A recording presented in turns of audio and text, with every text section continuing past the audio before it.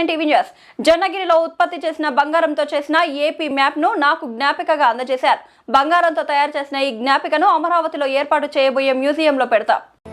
స్వర్ణగిరిలో ఉత్పత్తి అయినటువంటి బంగారంతో ఏదైతే ఈ రోజు మనకు ఆంధ్రప్రదేశ్ మ్యాప్ ద్వారా నాకు మేనేజ్మెంట్ అందజేశారు, తప్పకుండా ఆంధ్రుల చరిత్ర గురించి అమరావతిలో ఒక పెద్ద మ్యూజియం పెట్టాలనుకుంటున్నాం. ఇది కూడా స్వర్ణాంధ్రప్రదేశ్ ప్రారంభం స్వర్ణగిరితో ప్రారంభమవుతుంది. ఇది చరిత్రలో గుర్తుండే విధంగా ఆ మ్యూజియంలో పెట్టి తెలుగు వారి చరిత్ర భావి